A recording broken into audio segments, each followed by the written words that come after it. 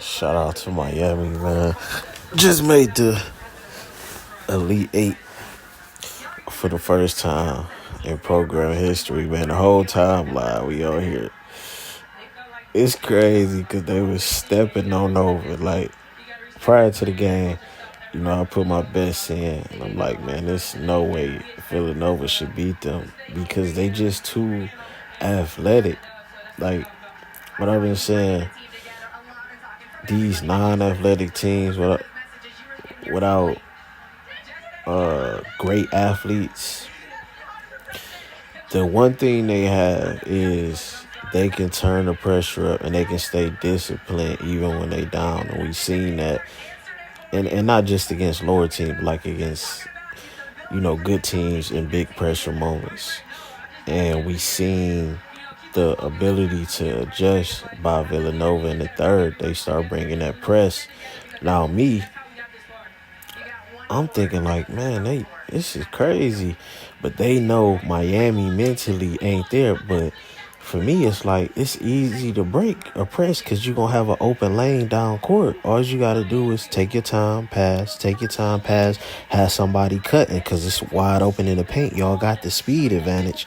They trapping, so if somebody open, you're going to have a cut down court. Man, they start turning it over. When they would get on the first time they brought the trap, they exactly what I'm saying. Had to cut down court, missed the layup. They missed about 3-4 layups. They couldn't get no rebounds. Miami, the referees start calling every foul. Like, this was a horrible execution down the stretch, and it's something that coach better really focus on. Like, if nothing else, even when it start going bad, you should still be hustling.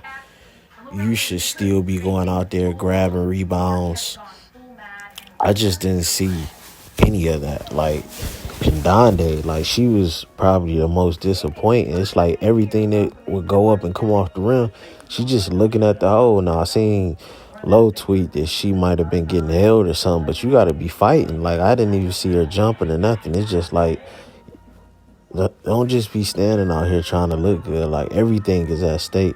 Now, I bet on Miami, so, I'm a little bit more invested. But I had plus 4.5 because I didn't just flat out take them on the money line because of situations like this. I knew that Miami should win this game, but I also knew that they could start breaking like this when you turn that heat up. And that's just that last piece that I think a lot of these more athletic teams, once they consistently add that piece of being able to stay calm in the storm, it's over. But let's see what Twitter talking about, man. Let's see if we can catch some highlights. That's Miami celebrating. History continues for the Hurricane, their first Elite Eight program in history. Let me see. Harden came in and hit a big shot because it's like they pretty much stopped Miami from scoring the whole third quarter. I mean, Villanova really turned up that heat, but everybody was tuned in. Chelsea Gray. Hold on, let me try to get down the timeline real quick. Miami to the Elite Eight. Their first time Wild Madness in March. Buckle up. I don't know what to feel that game because there was a lot going on. Miami moving on. The ACC went to war.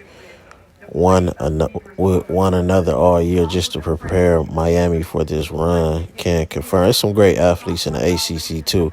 I say the SEC, the ACC, they're in the Big Ten, and this how much I love great athletes, and why all of these big programs need to really keep this in mind.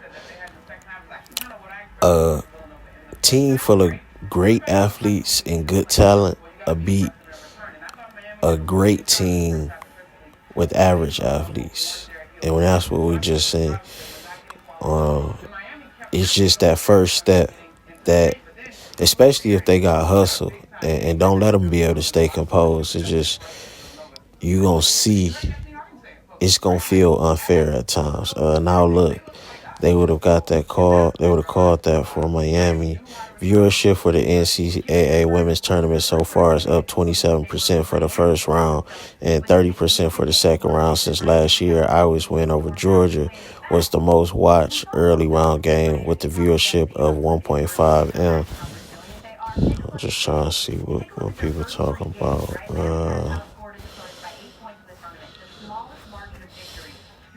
Hold on, yeah, we'll finish it right here. Matter of fact, let's go to the stats real quick. 70-65 final score. Pendande, man, I did not like what I seen. Robert, she hit a big shot down the stretch too. 10-16, 9 rebounds, 26 points. Harden 15, 5 of 15. Seekers was really getting off, and especially in that third. 8-29 is horrible efficiency. 1-6 from 3.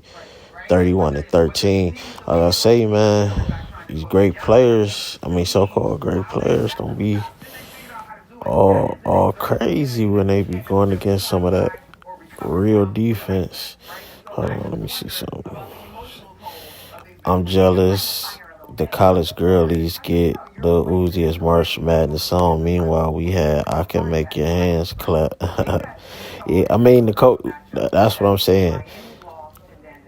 Black culture has really went mainstream now, and I would say our generation started pushing the doors to millennials, but the generation after us, they just totally stepped on it, and this how we coming, and the world just ain't had no choice but to accept it. Let's see, grade Villanova third quarter defense was a problem for Miami. They were doing cone drill, dribbling all through the press, past that thing. Exactly, that's what I was just saying. Shout out to Chelsea Gray, Finals MVP. I had Asia. That's probably why I ain't fought. It's love. I'm just a little sorry about that, but that ain't your fault. Twitter friends, I would like to do a case study on the refs officiating. Predominantly black versus predominantly white teams. Yeah, we know the racial bias in women's basketball. Without a question, it's going to always be there. Hold on, let's retweet that right there. For the first time, just women's. If Miami make it past the Bulls, they're going to get killed by LSU next. We know that. LSU stepping on anything that ain't South Carolina. Like Tennessee, even if Tennessee lost, that was fluke. Anything that ain't South Carolina. And that's why Angel Reese don't get enough credit, because against these tough physical defenses, she's still out there looking like Wilt. They're the Hurricanes. Their champion spirit is here to say someone out there would get that reference. Let me see.